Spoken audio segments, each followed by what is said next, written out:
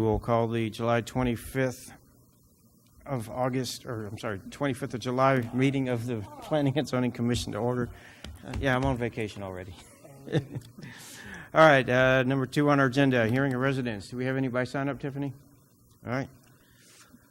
Next item on the agenda is the consent agenda, consisting of the minutes of the January 10th, 2018 and July 11th, 2018 regular meetings. Commissioners, any comments, questions, or do we need to pull for individual consideration? Well, Mr. Chairman, I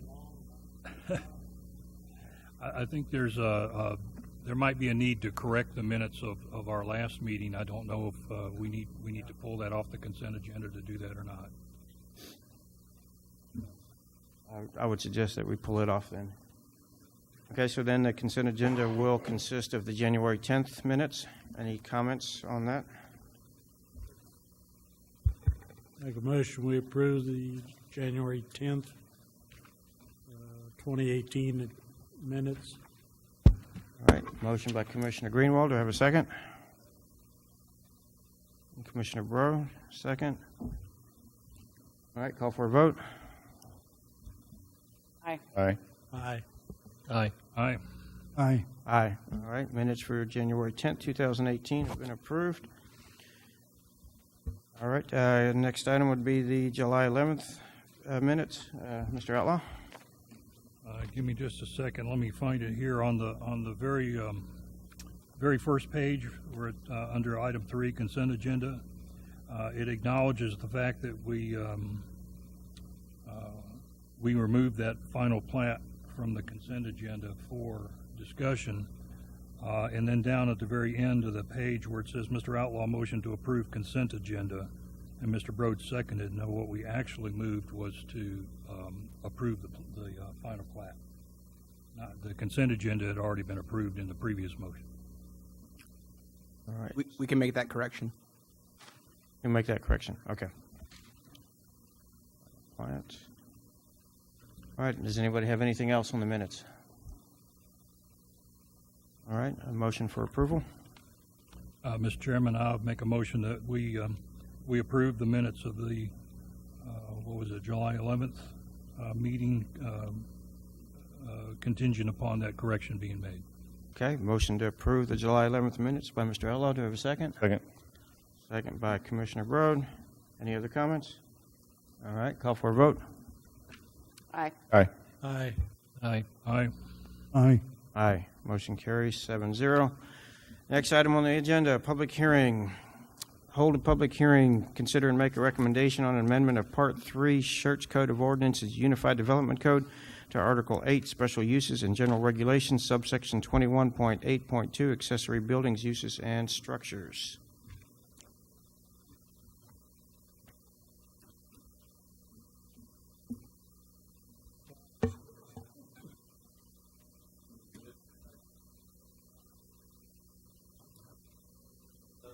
Can you turn on your mic for the recording, please?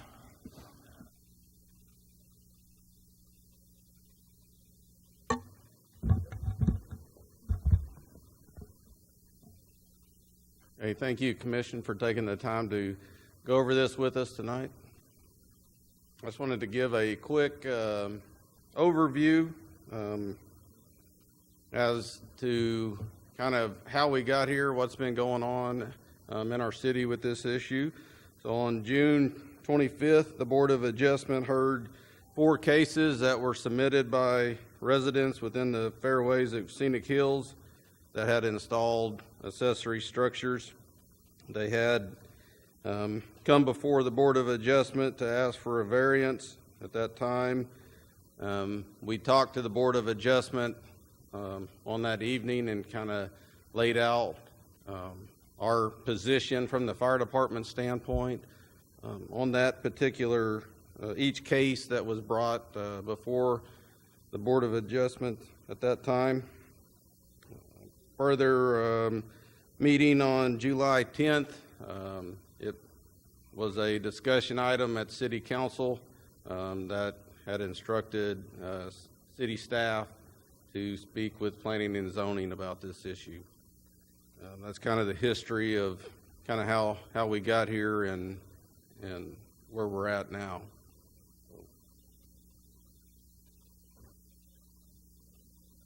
And good evening, Commissioner. I'm Battalion Chief John Perry. I'm actually the previous fire marshal. Standing behind me is the new fire marshal for the city of Schertz. So that is what I'm here. And I'm going to talk a little bit about the actual International Code Council and UDC of how it's set up and where we go through, along with some of the importances for that current requirement. And as we look at the international codes, these are sets of standards that are throughout our nation as well as into other areas. They're set up through a conglomerate. These are folks that are in the fire service. They're also within fire protection engineers, several different safety organizations, as well as builders, providers of building materials. They all get together. Some of them win, some of them don't. We all meet in the middle on those. And this is where our codes actually come from that we call the international codes. From there, we operate mainly out of the International Fire Code, which deals with commercial structures mainly. It gives us very limited regulations as far as single-family, 1- and 2-family dwellings. That comes in with the International Residential Code that is in the building department. That's where the regulations come from for that. The codes themselves are basic minimum standards for life safety. They're actually set up to where they're a starting point, and we're encouraged to do the amendments to them to satisfy safety for a particular interest, such as they're reactive. So if something happens when the council gets together, they make amendments to it. As the new codes come out, we see different requirements. One of the ones that stick out in my head was a station nightclub fire. After that happened, we now have assembly occupancies that serve alcohol, dance, nightclubs. They have a requirement, 100 people, they're going to sprinkler, and they're also going to do some type of a fire alarm in that building. That came from some kind of a tragedy. So that's how the codes operate. And then from there, the cities that adopt those codes are allowed to do amendments that may be further or more stringent to them. The Unified Development Code itself, which the city is able to amend, put forth, those come from past experience and issues found, and that's how we set the current standards that are in the Unified Development Code. The International Fire Code, as I said, doesn't give full power to regulate 1- and 2-family dwellings. As the fire department, we're allowed to talk to water supply, access to these houses, and other minimum requirements to them. That all comes into the International Residential Code, which is out of the fire department at this time. We have used the International Fire Code in the past as a guide when recommending any changes to our Unified Development Code. The current picture that's up there shows an accessory structure, what we all see as a shed. We're looking somewhere between 5 to 7 foot separation between the main house. One of the things I want to draw your attention to is in the middle top of that picture where we see the eave of the house and the fire rolling up on that. That is one of our concerns. We can fire rate the sides of the shed, we can fire rate the sides of a structure, but we have mandated ventilation, we have openings and soffits, we have other openings in that wall that may communicate fire a little bit easier.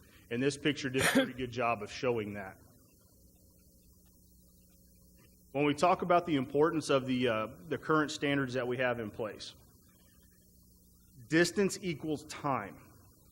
By having greater distances in between structures, it allows more time. More time before fire impingement on the nearby structures, as well as more time for fire crews to stop the spread of fire.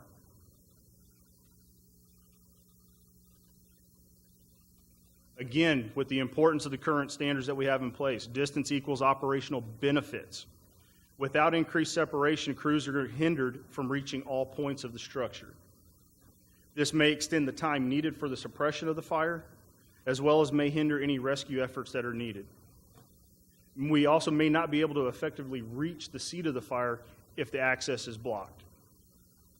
When we look at the possibility of 2 sheds that are being put on opposing lots, so next door to each other, to where those sheds would effectively be right next to each other, this is going to block the pathway to where we can no longer get through there. That's going to increase the time to effectively reach the fire and hamper any of the rescue efforts. And this next one would show just a basic diagram of what would be the most concerning aspect of it, to have these 2 sheds that close together where we have little to no access in between.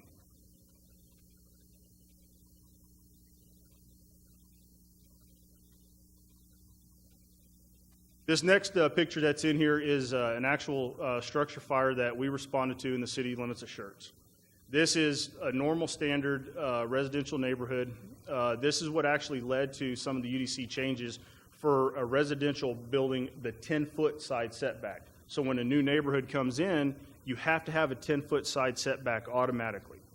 If at any time we give a decrease, we ask for something in return.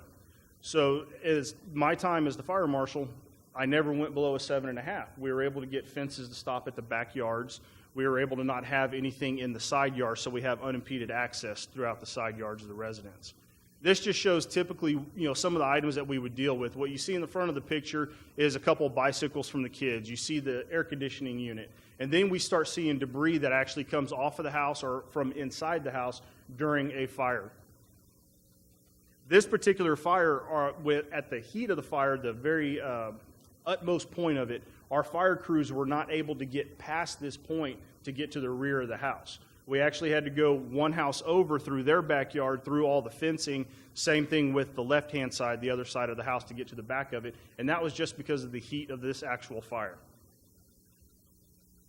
This particular picture is the exact same structure we just looked at. This is looking from the neighbor's yard towards the back of it. And you can see with a 5 to 7.5 foot setback, the damage to the fence. And what we're not seeing was any of the damage to the residents that was not involved in the fire. They lost some of the siding, the paint, some of the other items just from radiated heat. And this was some of the importance of having those setbacks. This picture shows what our crews look like when they respond to a structure fire. This is all the gear in the ensemble that they wear.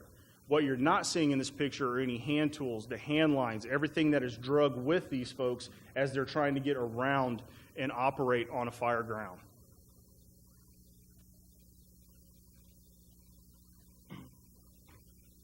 In 2017, Schertz Fire Department responded to 33 structure fires. 24 of those were residential fires within the city limits. 4 of those were listed as accessory structures outside buildings. INFERS is a data recording system that we have to respond to through the state of Texas and the national system on reporting fires within our area. We code everything to INFERS requirements. We don't have the data to show sheds specifically because there's not a code for it. It's an outside structure. The data, because of that, is very limited to what we can pull for data-wise without having to go back and research through reports and reading the fire crews and what they put in their report. Neighbor to the north of us, New Braunfels Fire Department, responded to 12 accessory or outbuilding fires last year. They do not have the same 10-foot setback code that we have. We also reached out to Guadalupe County Fire Marshal's Office. They responded to 11 fires where they were asked for an investigation due to a shed fire. Garages, they're different than sheds. They are built to a different standard. Garages are designed with sheetrock in the inside of them, built to the IRC regulations. They have the fire resistance with the sheetrock inside them. The rating requires increase for the living to the side and to the garage where it doesn't impede into the house.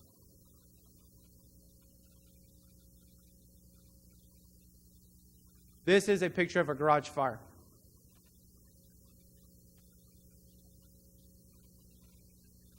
This is the same garage fire on the exterior.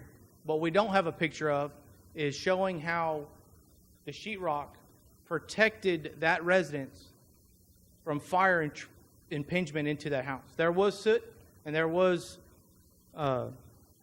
soot damage and smoke damage inside the residence, but there was not fire damage.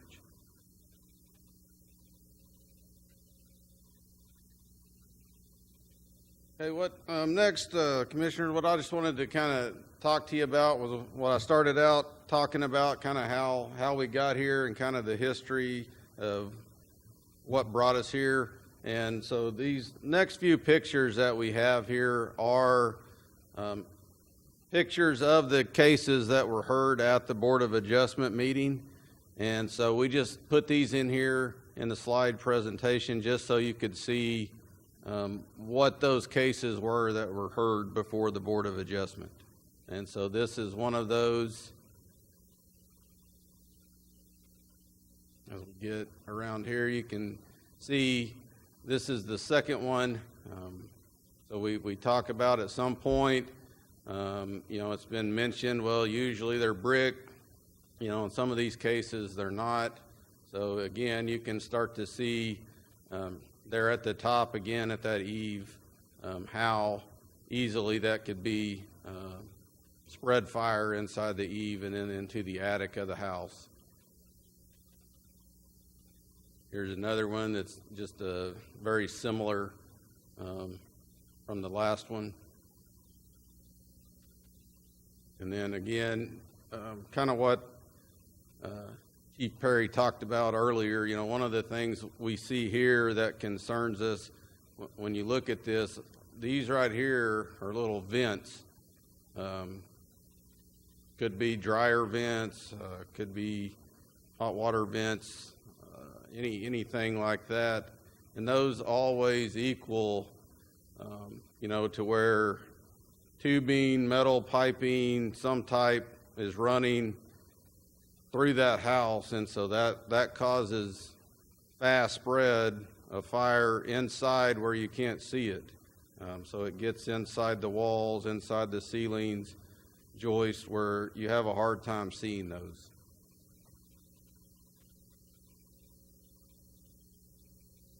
So we're here to talk to you a little bit about, when we get into that, in a perfect world, we believe that you would just leave the UDC as it is with the 10-foot setbacks, the 3 foot from the property line.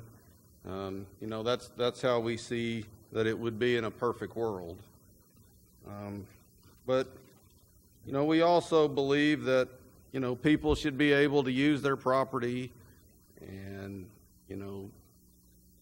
put storage buildings on their property if that's what they deem, necessary.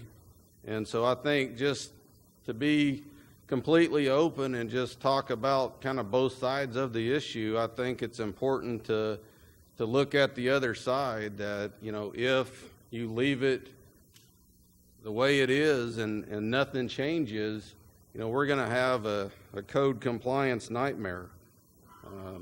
There's probably over 20 storage buildings that we know of. Right now, there's probably many more storage buildings that are out there that we don't know about, or we haven't seen yet, or haven't come across yet. So there's probably several of those that we don't know about. This would cause our code compliance department to chase this for years, trying to get through all these processes. There would probably be several court dates, that may or may not occur as well over appeals and things like that. So I think it's important to just discuss both sides of the issue and look at it and discuss it and try to, come up with some solutions. We believe, we work well as a team. We work well together with all our city departments. We've talked to planning. We've spent many meetings with our planning department and code departments talking about these issues, discussing these, and trying to, come up with a balance, trying to strike a balance of some sort to where, we could maybe give a little bit to help out the code compliance side of it, but, in a way that we don't hinder life safety between houses as much. So we would really like to, discuss that and try to come up with some solutions that we could strike a safe balance for residents as well as for the city and the fire department and also our firefighters. That definitely plays into part of this because, like we talked about, this is our working space for our firefighters. And so that heat, that level of heat that radiates off of a fire can, go 20 feet out, 10 feet out. It just depends on the intensity of the fire. So, this is definitely a safety concern for our firefighters because that's the space they're working in. That's the space they're taking the fire hose around through and all their equipment. If we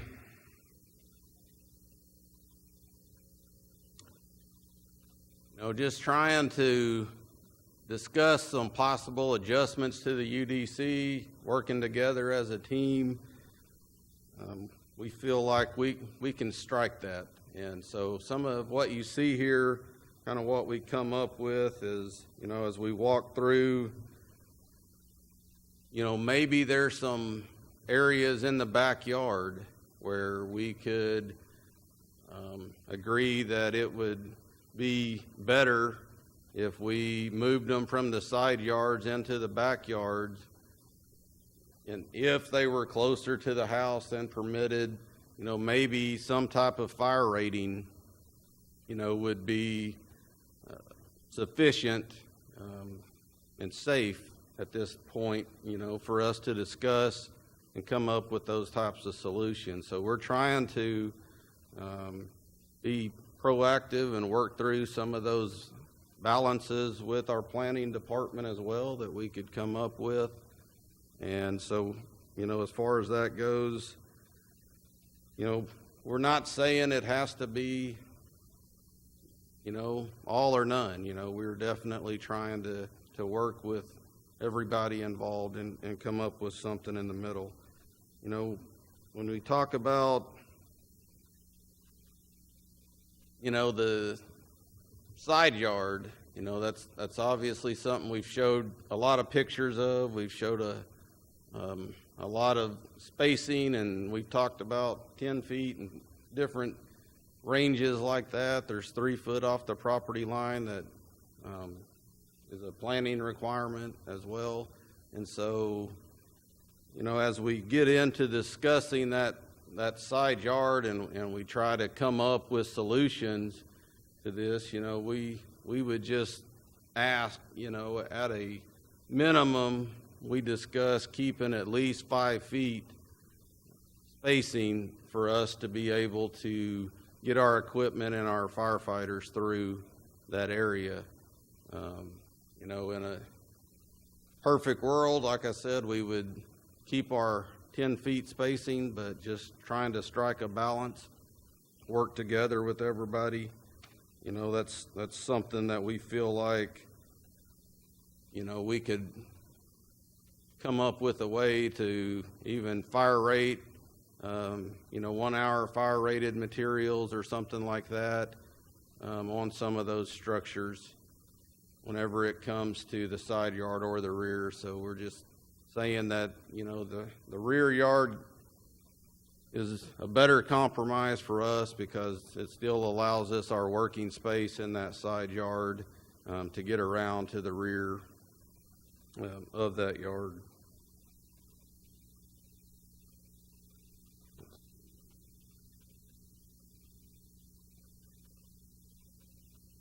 So I guess that's most of what I got. You got anything else to add? You got anything? So, at this time, that's kind of our, at the end of the day, it's our working space and our life safety, spread and transmission of fire between structures is what we're concerned with. And like Chief Perry said, time, distance buys us time to mitigate any fire that breaks out in between those structures. So that being said, I'll be happy to answer any questions that you might have of me or my team.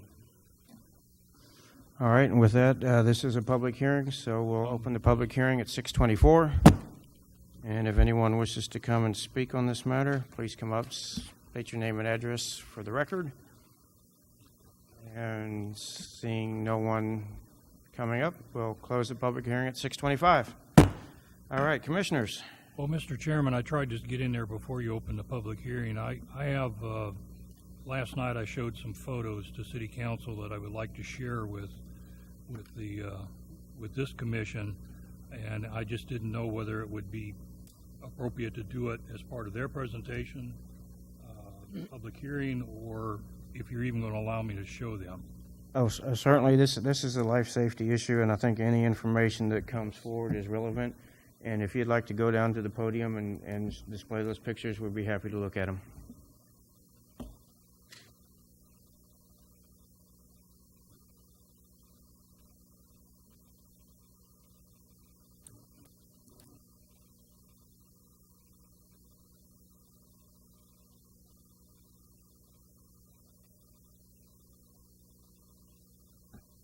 Yes, all right, where they're hiding right here. I won't give you the whole presentation. I think the fire department did an outstanding job of presenting a little information, and I think what I can show you here it will supplement what they had. One of the issues that I dealt with is construction. This is a typical shed. I took these pictures over at Home Depot the other day. This is what the inside looks like. It's open frame construction. Here's a little bit smaller shed, typical of what you'd find. And again, now there are no openings here like there were in the other one. There's no window or anything, but you basically, it's open frame construction. There's no fire protection. And I hear people say, well, I put this same stuff in my garage. Well, here's what a garage looks like, okay? I took these the other day. It's a brand new home under construction, and of course you see all the sheetrock. You see the sheetrock on the ceiling. The way the codes work, because there's living space above the garage, the ceiling is 5/8 inch type X, which is fire rated sheetrock. The rest of the house, the walls where it shares living space, is a minimum of 1/2 inch regular sheetrock, which still provides, and you'll see here in a moment, quite a bit of fire protection. So here's the fire that Chief Perry showed you. And you can see how bad that fire was. Well, I do have pictures of what it looked like inside when we were done, okay? Now, you'll see some sheetrock missing off the ceiling. That's because the firefighters pulled that down to make sure the fire hadn't gotten above the roof. So you see quite a bit of burn damage, and you start to see this is what sheetrock starts to look like when it gets hot. You start to see where the soot collects on the nail heads. But one observation is there's no fire damage above that ceiling. That sheetrock kept that. There's a little bit here and there where we had light fixtures and things like that. But the other thing I want you to note is this door right here. The code requires that to be a minimum of 1 5/8, I think, solid core door or a fire rated door. Here's what the other side of that door looks like. Okay, you see a little bit of seepage around the seam. This is the laundry room. So here's a couple more pictures of that laundry room. And that's it. That roaring fire that you saw in that garage never got inside this house because of the required construction by the code. Sheds don't have that. And once that fire starts, there's nothing to keep it from breaching those walls. So I just wanted to share those with you. Does anybody want to see any of them again? Oh, okay. Thank you, sir. I'll give the rest of them, and I have a couple comments afterwards. Thank you. All right, commissioners.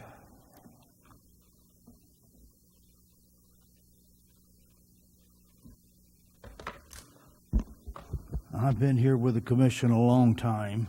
The reasons for having the setbacks, the reasons for having the property line issues have always been very kind of clear to me. And I really don't want the idiot next door to me or whoever moves in there to put up a shed on the property line facing me. There needs to be some distance to give us time and abilities to work with it. Always has been. And I think those are, even when the original requirement for the common lot line of 3 feet was 5, and that was years ago. And it got whittled down to 3 because of some other circumstances.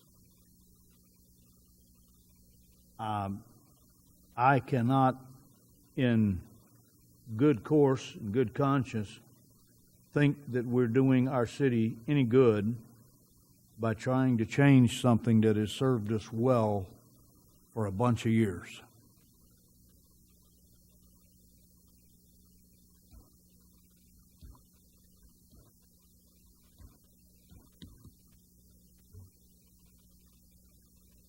Mr. Greenwald?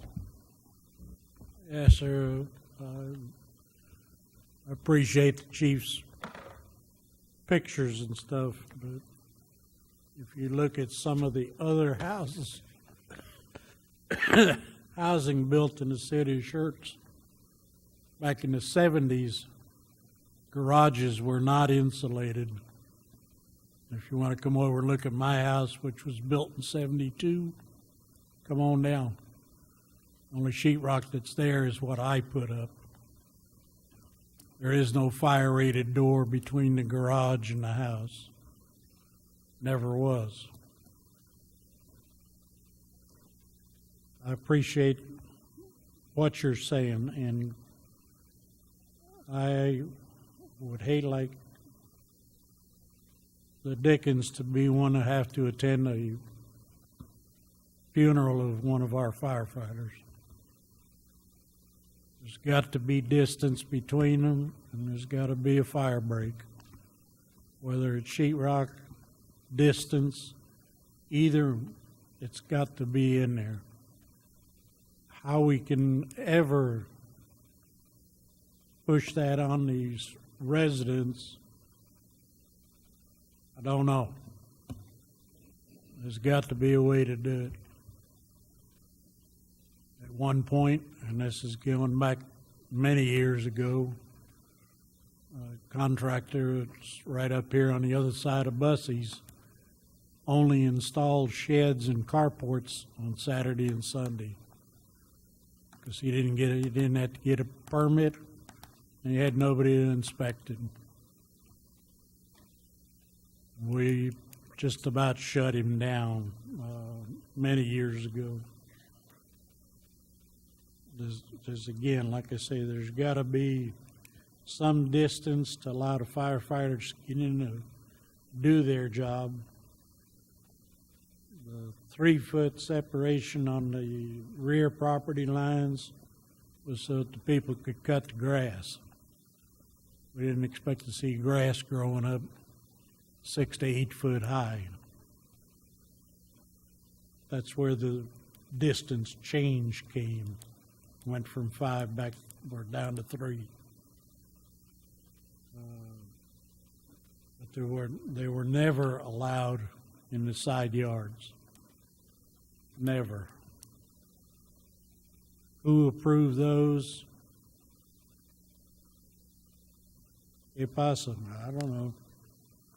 I know who started that, and it was the people that built the homes up there. They didn't want sheds staring at the golf course. And the golf course ain't any better than the houses over there. Matter of fact, it's worse. If the fire department is agreeable to a 7-foot with some fire protection, I would agree to that. Otherwise, I want 10 foot and nothing on the sides.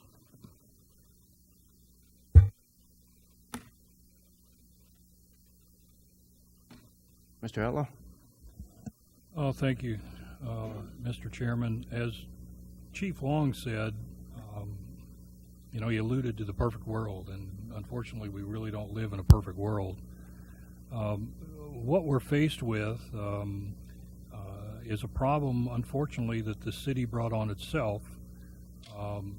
We rescinded the requirement for permits for these sheds, and yet we expected people to continue to follow the rules for the setbacks.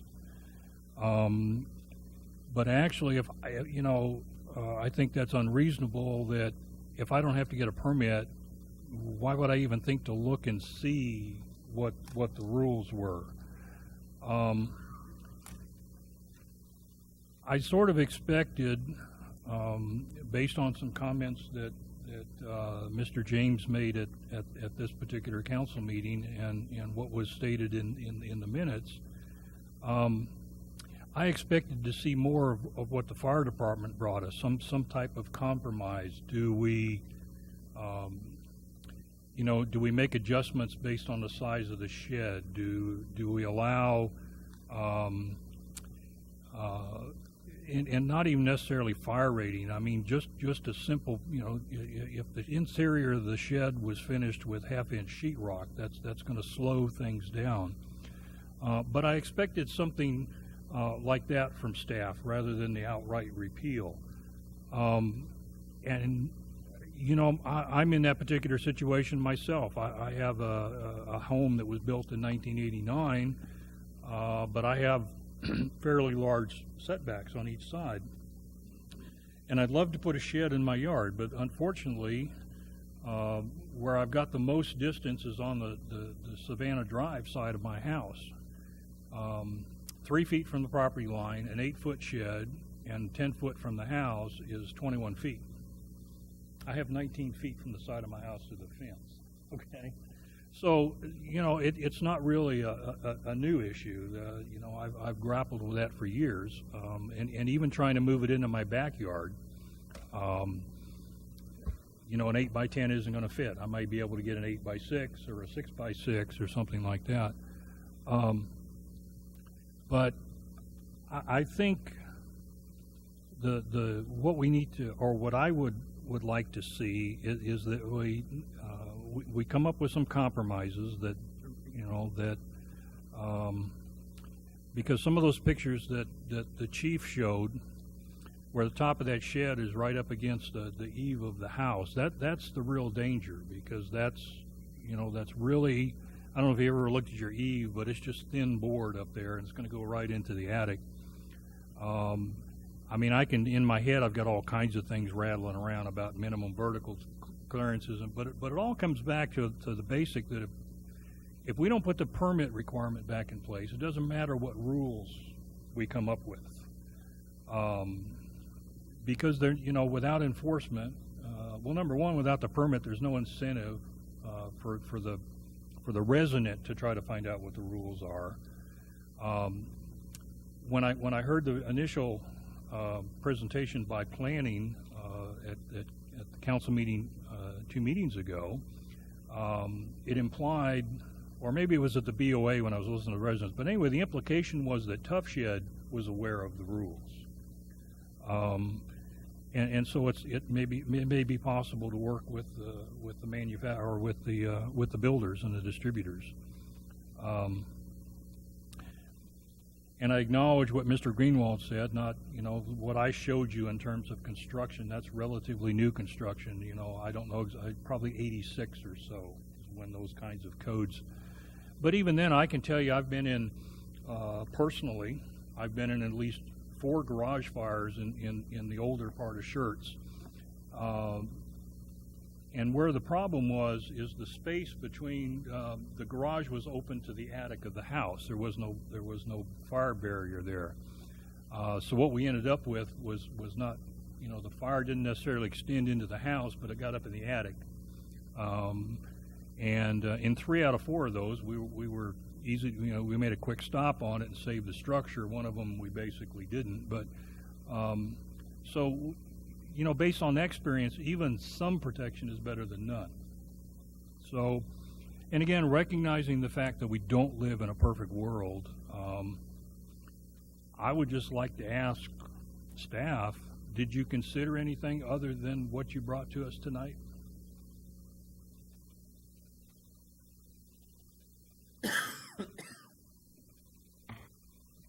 So besides the options that Chief had mentioned from the planning side, we looked at more of the kind of aesthetics of the lot with your property, the neighborhood feel. We also looked at the drainage. Most lots drain to the sides and then to the front.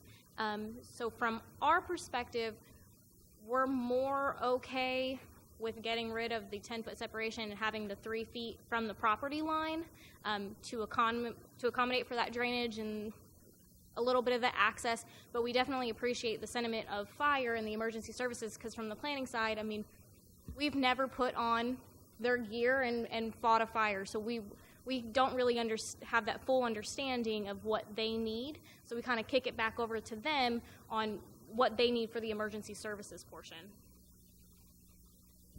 Okay, and please, I mean no offense, I really don't. Your planners, where's the building official? Okay, I'm just asking, have you talked to them at all about? Yes, so there is a number of items. Building code, for the most part, does not address sheds and shed separation for anything, and I want to say under 200 square feet. So most of the residential sheds that we're looking at are in the 80 to 120 square foot, which are exempt via our permitting requirements from permits, not exempt from the regulations, but they are exempt from the permits. You know, kind of aside from that. Okay. Well, let me tell you what the International Residential Code says. They're not called sheds. They define them as accessory structures. So you go to the International Residential Code and you look up the definition of a accessory structure. Any structure up to 3,750 square feet, no more than 2 stories in height, fits the definition of an accessory structure. And then when you go to the fire separation requirements, I think it's table 302 or something in the residential code, it will tell you that if you're closer than 5 feet, you've got to have a 1 hour separation. If you're more than 5 feet, there's no fire rating required. However, you go back up and you read the exception to that are accessory structures and homes located on the same lot. So why I have no idea. I think it was, 3750. That's bigger than my house. So that leads me to think they were thinking more of farmers and ranchers and people. But again, based on my experience and basically what the fire department told you, building codes are consensus standards, and the code councils are made up of people from the whole gamut. You know, you've got government agencies, you've got builders and developers and manufacturers, and that whole group, they all have an equal voice in setting these codes. And so we get some and they get some, and nobody really gets everything they're after. So where I'm going, what is the possibility? Because again, if we don't put the permit requirement back in place, even if we were to go with the one that says 3 feet off the property line, it still becomes an enforcement problem. So what are the chances, or because I can guess what the impact is of reinstating that permit process? We can't do it with people we've got, right? I mean, we couldn't just, could we? Sure, we absolutely can. I mean, it's ultimately council that will make that decision on if that's what they want to do or not. A lot of the thinking that went into that had to do with a number of issues. Typically, they're not a major item that we look at, because when we're, based on our current code and the separations that we have, we're looking, for the most part, are you within an easement? Are you 10 feet off the structure, 3 feet off the property line in the backyard? If the answer is yes, that's the permit, and the inspection we do is going out to look at it after they call them in. One of the items that we realized as we ran permit information is we had a lot of open permits that never got closed out because people would pull the permit for the shed, install the shed, never call it in. Okay. So, but in specific answer to your question, it's absolutely on the table to reinstate permitting of that item, but ultimately it would be City Council's decision to do that. I think we also need to keep this in mind when developers are coming in and the size of the lots and the houses that they're putting on, because we put our residents in a position where they can't put a shed. I can't put a shed on my lot, period. So what do I use? I use my garage. I guess for me, having grown up on acreage and having a decided independent streak, on a philosophical basis, I wouldn't have a problem with somebody putting a shed up against the back of their house, and if they do something foolish and wind up burning their house down, that's their problem. But I do have a severe problem with the fact that if they put it on their fence line and burn down their neighbor's house with it by making poor choices. But it's not about philosophy. It's about practicality and doing what's right for the citizens of Schertz. And, looking at the proposed language that was included in this packet, for me, that's pretty much a non-starter. Repealing all of this stuff for me I'm totally opposed to it. And I think the consensus from the commission up here is that we don't agree with that. So the question is, where do we go from here? So a couple options for the commission, and you all kind of decide how you want to go from here. So you can provide a recommendation based on exactly what we've given you and say in favor, opposed to. You can also amend that recommendation and say, we're good with this. There has been talk about compromise, things like that. If there is some level that you're interested as a commission of evaluating or seeing, we can look into that as well. But it's whatever recommendation that the commission would like to forward on to City Council. Again, this is an item that has been requested as an initiation item from City Council. And so we have prepared it in accordance with what staff perceives the most recent conversation with City Council to be. Then I would suggest maybe we continue some conversation as to what elements are important to us that we would find acceptable, and then let staff take that back, draft up some language, and then come back to us at a future meeting for final approval and recommendation to council. I had some questions about the case we have right now. Before we go forward, the houses that went to the BOA, what neighborhood was that? They're in the fairways of Scenic Hills, off the golf course. Okay, by the golf course. From the photos you showed, Chief Long, it didn't look like it was an access issue. It looked like it was because I guess the side yards were big or there were no fences in there. What pushed these folks to put their sheds right up against their house on the side yard? Okay, so it's kind of a twofold thing, if you will. So I'm going to show you some of the pictures again. I think that might, that's not help. Give me 1 second. Let's see if I can find them. Okay, so you saw this picture already. So in this one, there we go. Thanks, Bryce. You can see this one. The fairways at Scenic Hills, they have a requirement that they can't put that typical privacy fence in their backyard. That's why you see that they have this wrought iron. They're allowed to do that.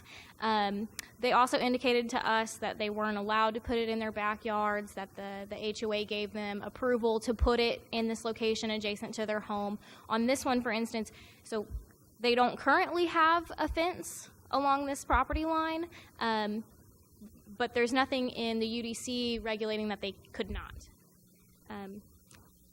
Okay, let me. Yeah. That makes me ask another one. Okay. The city annexed this neighborhood. I mean, it wasn't originally part of Schertz, was it?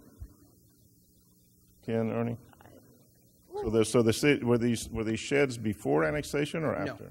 So these ones that are in here are from a subdivision that was platted when it was within the city.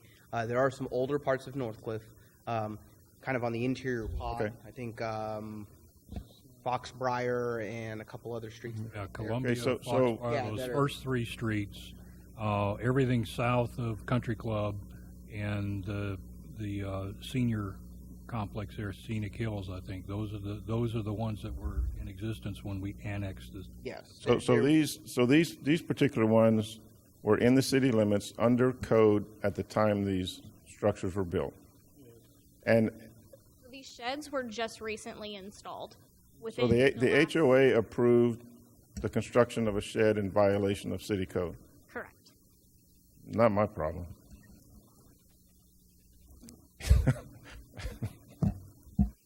Shame on the HOA.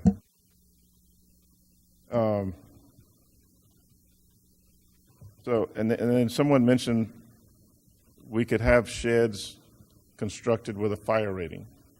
If people don't listen to code now, what's going to make people put a fire rating in their shed? If I'm going to buy a shed for $1,500 and then I need to put a fire rating shed in, and that's going to cost me $24, hell, I'll do it on Saturday. Like Mr. Greenwald said, I'll do it on Saturday or Sunday when there's no inspectors out. So, making a requirement to put a fire rating on a shed, I don't know if that's going to work. I really don't. And let's take one of the houses, any house that has a shed that's next to the structure. If that house comes up for sale, how confident are we that the inspector for the sale of the house will list a code violation or they won't? Do we have any way of telling that? Wilson? Because if somebody's going to go buy a house and I look at the inspection report and it's got 10 code violations, I guess I could still buy the house. I don't know. Could I buy the house or no? I said, and having bought several properties over the last few years for investment purposes, when I see the inspection reports, they do mention updating code requirements, for instance, the hot water heaters and, electrical stuff that may be out of code due to the age of the house. But, in the houses that I've purchased, there hasn't been any accessory structures, so, I couldn't tell you if they'd catch that or not. And my bet would be that they wouldn't, because that's not a standard code. That's specific city requirements, and it would take a pretty thorough home inspector to be able to be knowledgeable on those issues.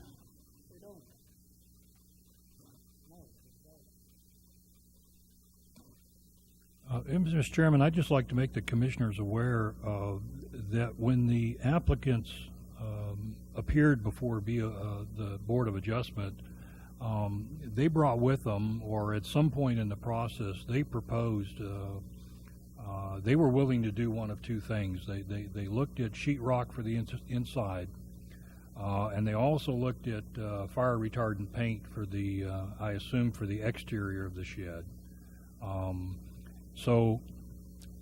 However, because I think because of the way the cases were presented, those weren't really up for approval or any. So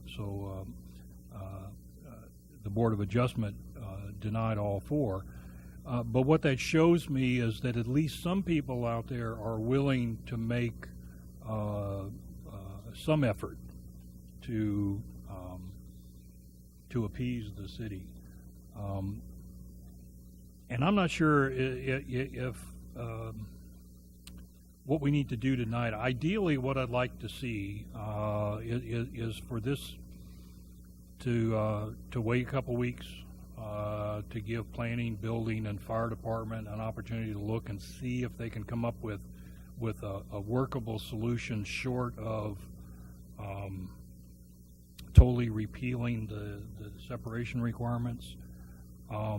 But again, given procedures, I don't know if that's within our purview or if we have to make a specific recommendation on what's before us tonight.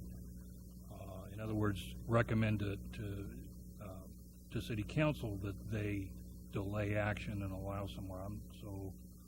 I'm not sure how to proceed on this.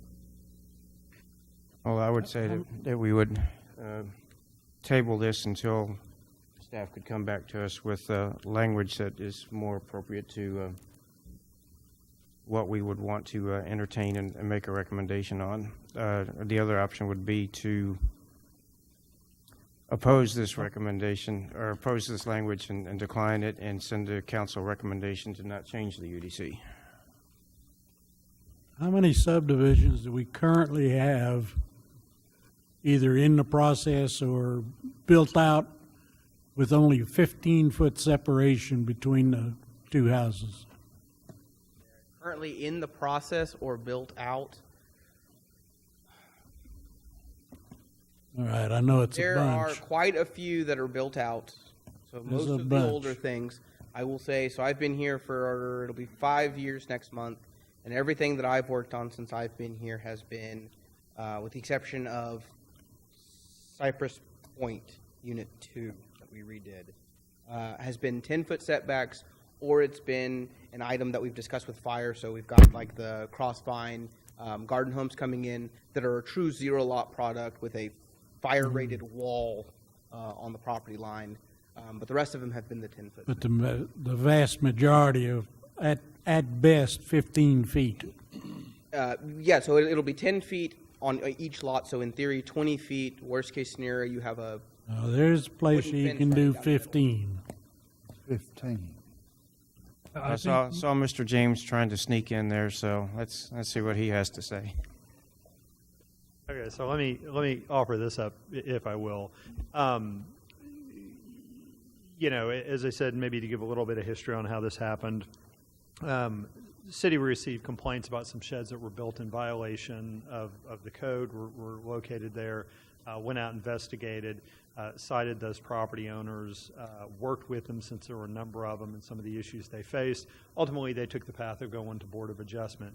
Staff's recommendation to Board of Adjustment, it's a different standard, it's a variance, it's a hardship, was denial. Board of Adjustment denied that. I think council, upon hearing from residents, their frustration, wanted to have a work session to discuss the item, to better understand the situation there. So staff, fire, planning staff, building official, the marshal's office had that work session presentation to say, this is what the code allows, this is what it prohibits, this is sort of the situation we face. At that time, I think it was fairly clear that the general staff recommendation and a lot of deference was shown to the fire department because, as noted, they're the ones that have to fight this stuff, deal with it. They're the experts on this topic. You wouldn't hear the fire department get up here and talk about landscape planning, for example. We'd pull parks up here with us, and so that's kind of how we operate. And so I think at that work session, the message was we have a long history of having those provisions with regard to separation and setbacks. They're for a reason. You've heard those tonight talked about. One is access around the side of the building. The other is the way sheds typically are built, the stuff people put in them, how those are different than garages, and the fire hazard associated. And the fire department was pretty clear, you know, they don't feel there's a need to make a change to the current code that we have. It's limits people on sheds, but that's a bit of life, and we're talking life safety issues. Coming out of that work session, the direction from council was, that I think staff took was, we're not comfortable with leaving it as is. We're looking for an amendment to pull back from those requirements to some degree or the other, and how much, who knows, and whatnot. And so then that direction, staff was take this back to the Planning and Zoning Commission. The general intent, I think, of council was to amend the code to allow greater flexibility, whatever that may be. Again, what staff has come back with, and I'll offer this not entirely to speak for fire, but you know, fire kind of said what they had to say initially at the work session at council, which is we're not recommending a change for the reasons we are. That being said, council sets policy, council passes ordinances, and when the answer to that is, yeah, we want to make a change, then I think typically staff tries to find a compromise that we can live with to the degree we can, but making feelings known, and that's what they've come back with to you. So that kind of got us here. Now, what I'm gathering from the conversation is the Planning and Zoning Commission is not comfortable simply repealing these requirements and letting people put sheds wherever or whatever they want. So, okay, that's not an option. It's unclear to me, and I'll be perfectly honest, I gather maybe there may be a mix of views on this. My impression is that some ask, what do you think? The answer is, I think what we have is perfectly fine. It's served us well. It's the safest. It's the most practical. It avoids a bunch of complicated trying to enforce, you know, repainting regularly fire-resistant paint and having people go sheetrock and this, that, and the other. It's just not really workable, and it's too important an issue. I really think we need to recommend to council, leave it as is. And in fact, you know, while you're at it, if we want to eliminate this problem, we probably need to reinstitute the shed permit process as is in some fashion. So I think we've got some commissioners, my impression is, are coming there. My impression from the conversation is we have some commissioners who may be more open to making some adjustments to make it a bit more workable, and that those folks are saying what might be out there. And so that's an option. So what you could do, if that group is the majority, or you want to see that, is, again, as you've discussed, defer the item till the next meeting. What staff would need, though, is some idea of what it is you think you are looking for on that. So, for instance, if the feeling of the commission generally is that side yard, because of the need for firefighters and to them, really is of utmost importance, which I think the fire department said, and we're not willing to reduce that area beyond what we've got. There are enough things that occupy that space: air conditioners, bicycles, plants, stuff like that. It's too important. We're not going to mess with that, but we're willing to allow a shed closer to the house is the gist of it, if they maintain a minimum clear path around the side, as long as certain provisions may be made with regard to 1 hour sheetrock or something that goes in, then we can go back, we can write that up, bring it back next meeting for you to look at. But I guess what staff is probably going to need is, what they don't want to do is walk out of this meeting and go, what is it that the commission wants? I don't know what they're looking for. So I think what they would look, if that is the option of, we're willing to flex on some part of the ordinance and adjust and pull back, but with some provisions with regard what I gather to be that a more of a fire rating, we need some guidance that that's what you're looking for, and then we can go write up the language. So your option are, one is somebody can recommend to remove these provisions altogether and send it to council. You can recommend don't make a change to the ordinance. In fact, as a side note, we think council, you ought to institute the shed permit again if you want it or not. And then the other is some direction as to what the commission is looking for on a recommendation generally, so that we have some guidance from you, so we know what your thought is, so we can then write that up. And if that's the option, I think that's where we need a bit more clarity at this point to understand that. So hopefully that helps. And again, as we staff say, we get hard to tell people what we think. You don't always like it. Council doesn't always like it. Citizens don't always like it. And frankly, you're in the same boat. You got appointed to tell council what you think, not what they want to hear. And so that's what this process is about, to try to get the best result at the end of the day. And granted, yes, city council can overturn anything that we recommend, or take it or leave it. But again, the Planning and Zoning Commission has worked very long and hard to put forward good recommendations and to hopefully get council to understand that we're trying to do the best for the community, and for the most part, they've pretty much concurred with a lot of the recommendations that we've sent to them. There's not too many that they don't accept from us, and so anything that we send to them, I do believe carries some weight. But I will say that if, for instance, you were to say, for example, we recommend not changing the provisions with the requirements, I think having that, this is generally why it's too hard to enforce some nuanced requirement for rating.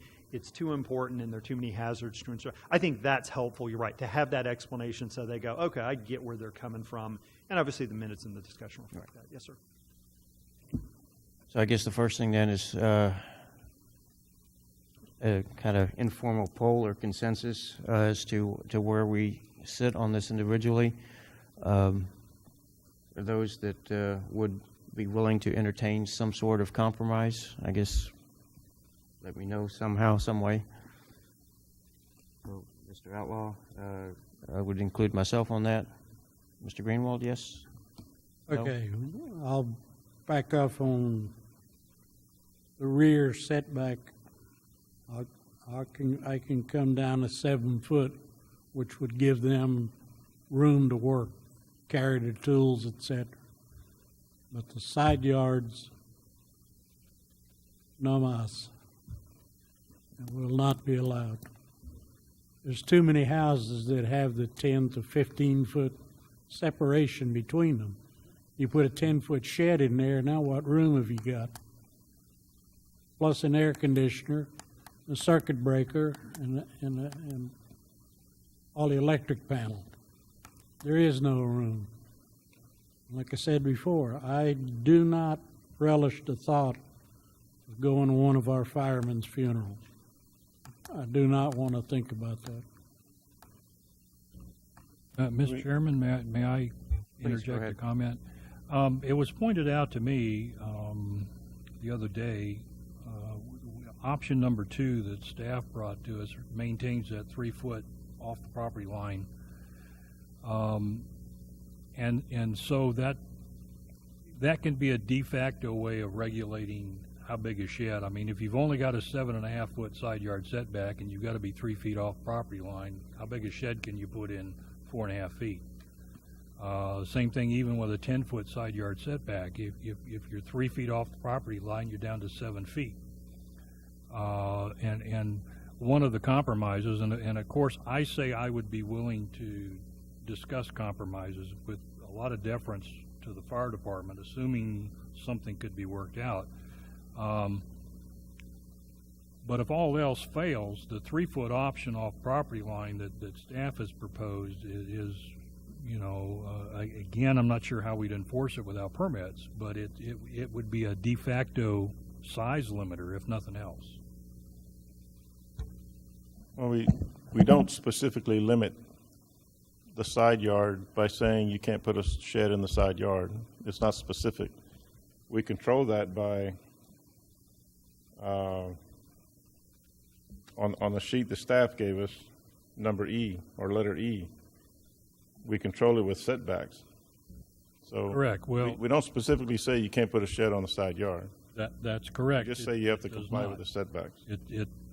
The location is limited. It has to be 3 feet off the property line, whether that's the side yard or the backyard. So it has to be 3 feet off property line and no closer than 10 feet to the structure. So you're absolutely correct. It doesn't prohibit sheds in side yards, just mandates certain separation distances. But it does, those requirements don't apply just to the backyard. They apply to the entire lot.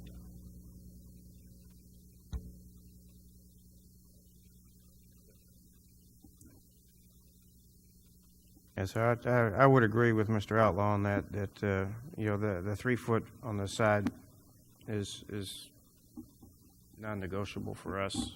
I think we have concurrence on that. That's something that we would want to see continue in the UDC. Looking at on the back side, again, Mr. Greenwald mentioned maybe going back to 7 or 7.5 feet from the rear of the building. If fire is okay with that, with some other stipulations regarding fire ratings or something like that, I think we could probably make a recommendation on that. But how would we enforce fire ratings on a shed? How are we going to do that? You'd have to bring back permits, We would have to bring back the permitting. which I think we need to do anyway. Otherwise, all this is for naught. So maybe if I may, because I think staff maybe was wondering again, what I'm hearing you say is that we want to make sure that nobody puts a shed within 3 feet of their neighbors, of their property line. Keep it away from the neighbor, and that's all the way around. That's the back lot line, that's the side lot line, lets you mow it, keeps it too close. Okay. Then what I'm hearing is the other requirement they have when it comes into play is a 10-foot right now from the structure. And what I'm hearing the commission say is, I gather is, because I heard the word the back of the house, that we're comfortable letting people get the shed a little bit closer to the back of the house, a la 7 feet, potentially with some fireproofing, but that's just the back, not the side, because effectively what that would mean is we don't really have too many people with a side yard setback greater than 10 feet. So effectively that doesn't kind of help them. It still keeps the side clear, although it explicitly doesn't state that's the effect of it, but it gives them a little more room to move the shed up closer to the back of the house than they presently can. Was that the gist of it? Yeah, so you can 3 feet off the back of the rear fence. So basically, if it's in the backyard, off the side, 3 feet off the back, 7 feet from the back of the house. Yeah, but the people that went to the BOA had side yard issues. That's right. And now we're talking about changing the rear yard requirements. Why are we going there? It won't solve the issue for the people that went to the BOA. So why are we even talking about, what's the issue with the backyard? Well, that's the language that they brought to us on the proposed changes on the UDC. Commissioner Brode, the issue for these folks in Northcliffe was that they went to the HOA to authorize the installation of the shed, and they originally were going to put them in their rear yards. The HOA says, no, we don't want them in the backyard. We don't want them where they can be seen from the golf course, but you can put it in your side yard. So that's what generated the particular problem with those residents was the HOA said they couldn't put it. There's plenty of room in the backyard to meet our city requirements, but the HOA wouldn't allow them to put them back there.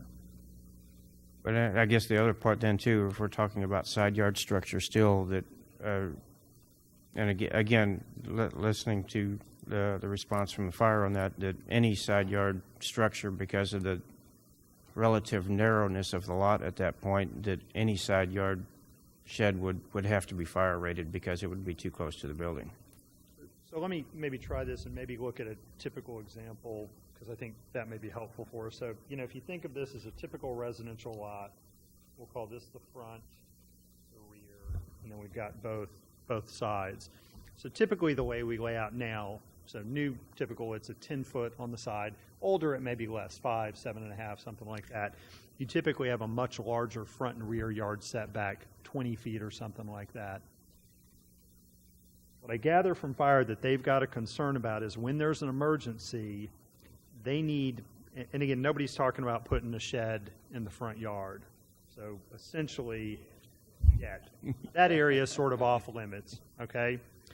What the fire department is saying is they need the ability to access around the sides, depending on where the fire is, and they effectively need a certain amount of clear space to get there. And so that probably extends a bit back beyond the back face of the house. Let's call it, for the sake of argument, pulling it maybe 10 feet. Gives them kind of plenty of room. I think, so that's kind of the most critical. The issue becomes is,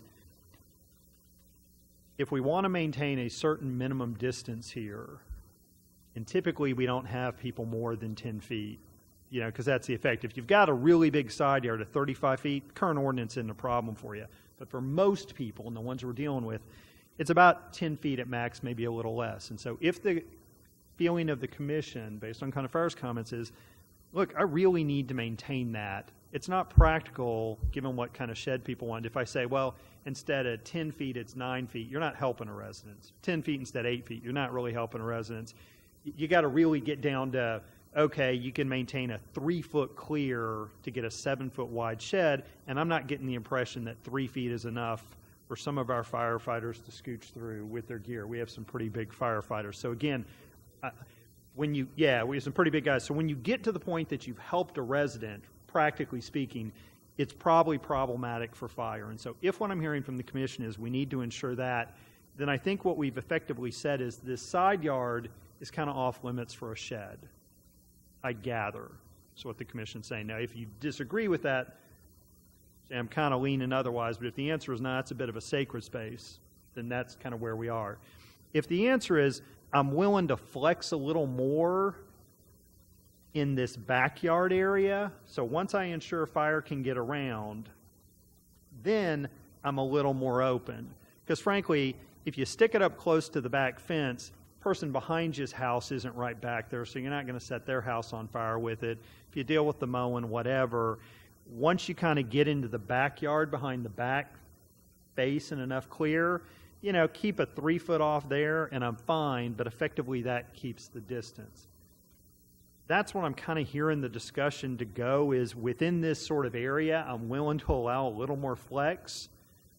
That's the gist of what the ordinance does kind of today. That's the effect of it.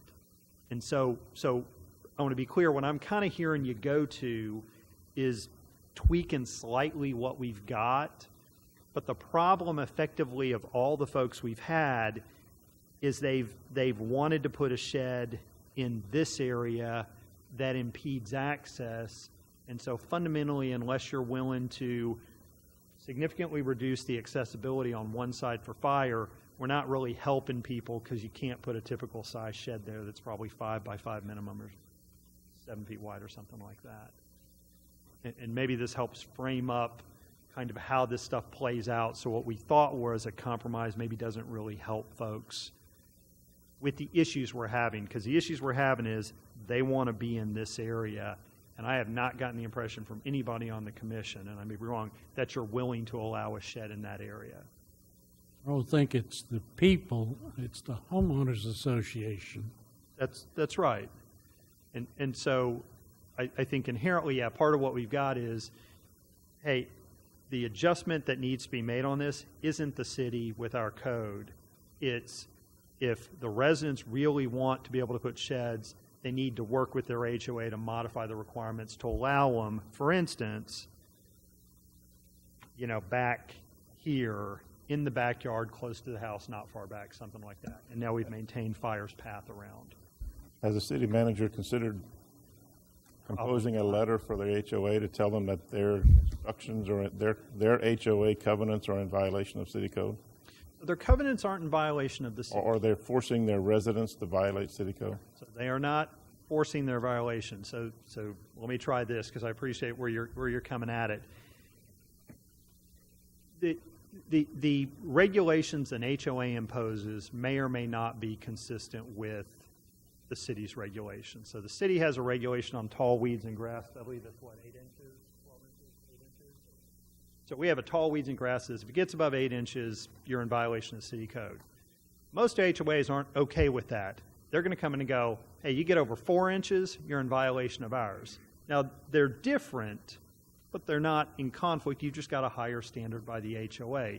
And so the issue is, while an HOA may say, this is where we'll let you put a shed, the city says, this is where we'll let you put a shed, those may be different. And the effect of those could be, like these residents, that if the HOA isn't willing to allow it behind the back face of the building, and we're not willing to allow it to block that area of access, given what the practical setback is, and nobody wants it in the front yard, then those folks can't have a shed. That's But didn't someone say that the HOA approved the shed on the side of the house? So, again, I will hear you. Ideally, and we probably can continue to work on this, we need to better inform HOAs of what these city regs are so that when they go for those reviews, they don't knowingly approve something in conflict. It's the same way we do. While we don't enforce the HOA regs, if Gil knows the HOA doesn't allow it here, he's going to tell them, you really need to go talk to your HOA because I know they don't allow it here because I've dealt with the president who's so-and-so, here's his number. You're going to waste a bunch of money and get jammed up. So we try to cover that. So I think through better education, we can work to try to improve that going forward. Council has asked for a meeting with the HOA presidents. This will be one of the topics we'll cover so that they get the word out and we help with materials. Yeah, Mr. Broad, I just wanted to mention one thing. The HOA, when they applied to the HOA because they're on the golf course, said you can't put this in the back. It's against our covenants. You can try to put it in the side yard. The HOA story is, but check with the city. The residents they told us we could put it in the side yard. So that's what, from the code enforcement standpoint, when code enforcement went out there, that was what they got stumbled into. So there was you could put it in the side yard. The question is, how well was the check with the city said versus how well was it received and processed? That sounds normal. Thank you. So I have a question. Are the HOAs not required to file their covenants with the city? Nope. We don't enforce them.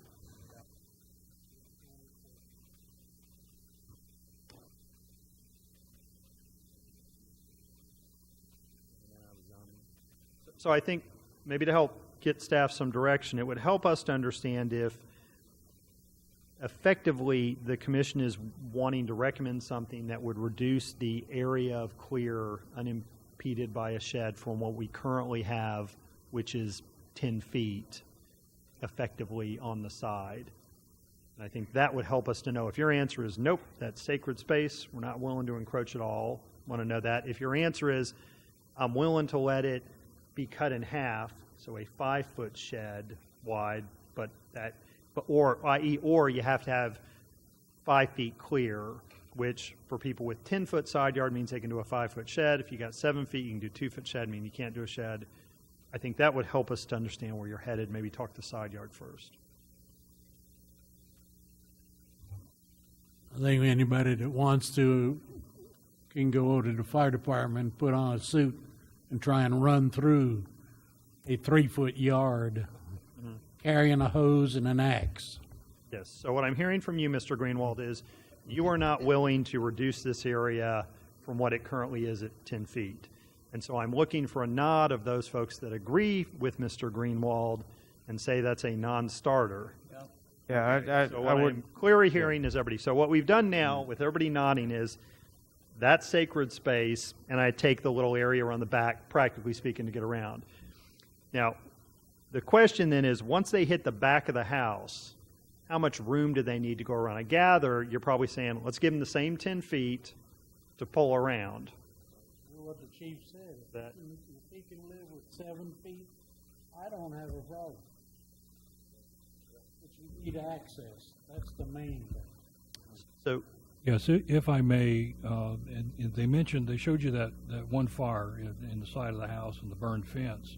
The issue with a lot of houses, and up until last year, my house was the same way, the gate's only on one side of the house. That particular house, we couldn't actually, we wouldn't have gone down that side of the house anyway. There was just too much fire back there. Well, we couldn't even breach the fence and go down the other side of the house because he'd landscaped it full of shrubs and there was no way to get through there. And so sometimes it's now what I've got on my house, I had a gate put on each side, which makes things a lot easier for me, but typically a house doesn't have that.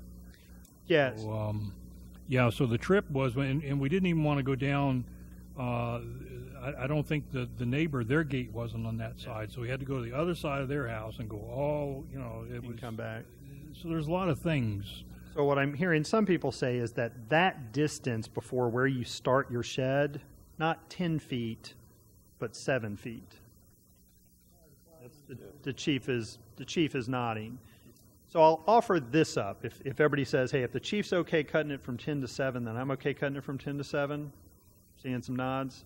Pretty much. I mean, those are the guys that go out there and have to fight the fire. Those are the guys putting their lives on their line. And right. If they're okay with it, then I would be okay with it. But I certainly would not force anything less than what they think they need to operate. So let me offer this up now to throw a wrench in the works of, because effectively what we've said is once you have to maintain 7 feet clear instead of 10 from the back face of the building.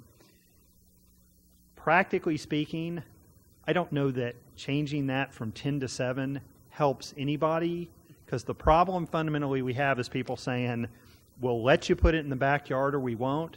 But again, keep in mind, our rear yard setback is typically pretty deep.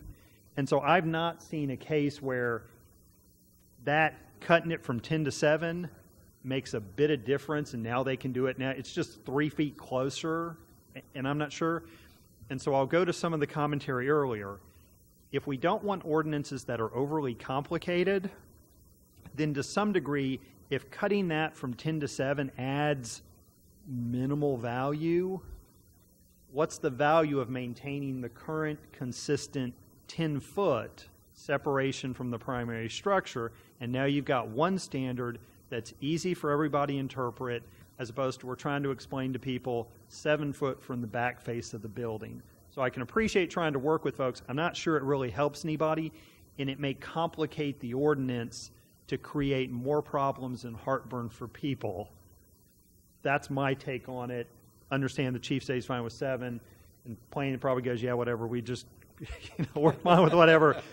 But from my perspective, I don't think we're really helping people 10 to 7, because that's not a problem that we have. Most people, if they go, I'm allowed to put it in the backyard, if I can put it 7 feet from the back of the house, I can put it 10 feet from the back of the house on a reasonable sized shed. Oh, no more.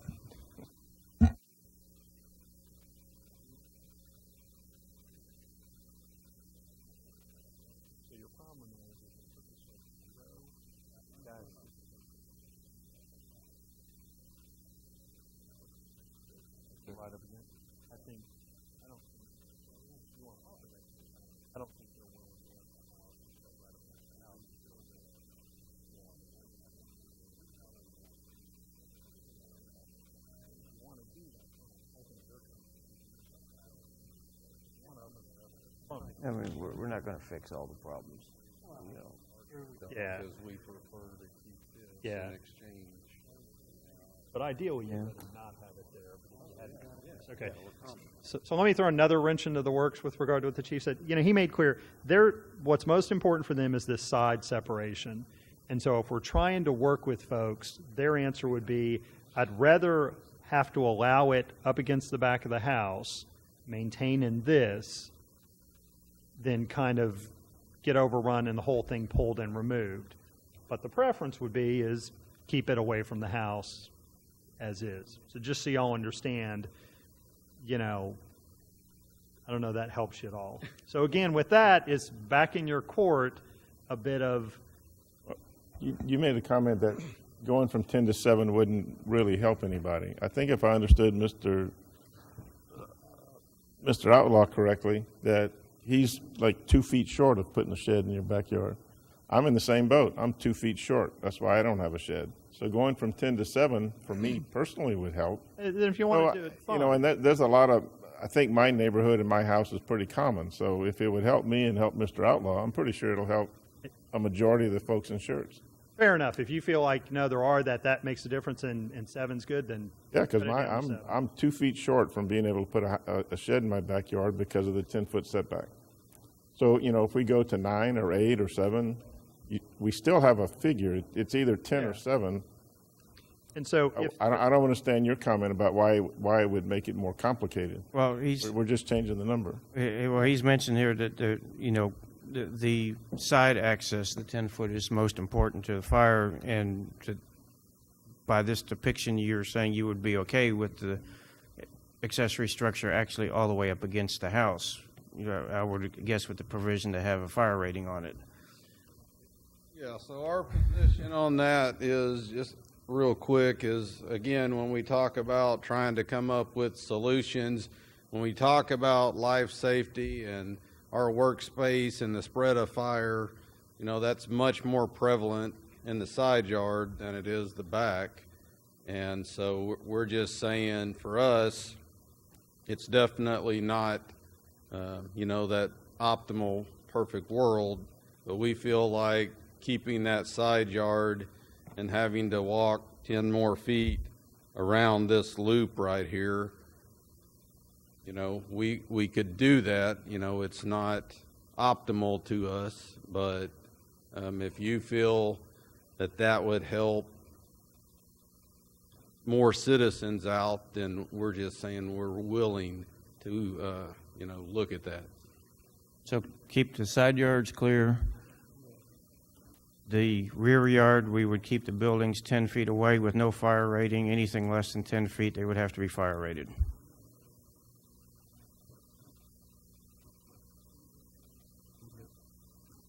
Yes, and that would, be a 1 hour fire rating if it was anything less than that in the backyard. That would enable Mr. Bro and Mr. Outlaw to put sheds in their backyard. Well, actually, I could put a 6-foot shed. I have enough room that I could go with a 6-foot shed. You're too big for a 6-foot shed. So yeah, what you could do is we could write the code to effectively maintain the 10-foot minimum clear around the side, and then without a 1 hour fire rating, a 10-foot clear from the structure in the back, and that can be reduced, maintaining the 10-foot clear around the side, to less than 10 feet with a 1 hour fire rating. So from 0 to 10 or 0 to 9, whatever, 1 hour fire rating. It's easy enough for us to write up, and if that's generally where the commission's headed, my recommendation would be you postpone it, defer to the next meeting, let us write that up so you can see it in writing, devil in the details, and we'll walk you through that. So without taking a vote, I guess just a general consensus. Does that sound reasonable to the rest of the commissioners? Willing to discuss it. But no, basically, if what I was hoping for was the groups to get together, and if my compadres in the fire department are comfortable with it, who am I to say different? So when I say I'm willing to discuss it, a lot of it would depend on what the fire department has to do. I've got one just comment, make sure that this is, we're talking about changing the rules that will be applicable for going forth. Henceforth, or whenever the date stamp put on that rule. Now, for all these subdivisions we've built that have 15 feet separation between houses or 7.5-foot side yard setbacks, this does absolutely nothing except what? We will take that into consideration when we write the language, and how we craft that to ensure that. But yes, the existing house that has the 7.5-foot setback exists today as that, will continue to exist as that. Most of what we put in is 7.5-foot on side yard setbacks, 15 feet total between dwellings. So unless we make this apropos to those guys, a lot of air conditioning and other things tend to appear in that 7.5 foot. Okay.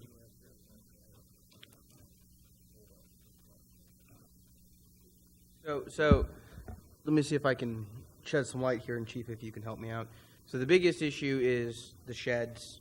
The air conditioning units, I think we already have in those locations, and it's an existing issue that we have and that we are cognizant of as we talk with developers on different housing types as we go forward and things like that, because again, like the Crossvine Garden homes, there's provisions about where those can be because of those reduced setbacks, and so we do take that into account currently. I would imagine that we're going to craft the ordinance to, or the language in it to basically keep a minimum of 10 feet clear, and the houses that already exist that are 7.5s or 5s are existing non-conforming, and there's some provisions in our code for our existing non-conforming sections that cover those lots to begin with, but we can absolutely write it to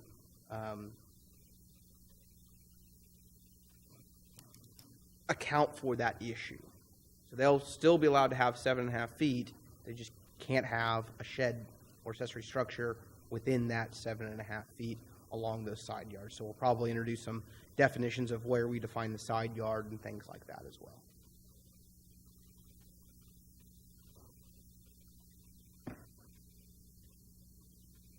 All right, I think we're kind of at a consensus point. Guess, do we want to have a motion to table this until staff can come back with a revised language for us to consider? Chair, make a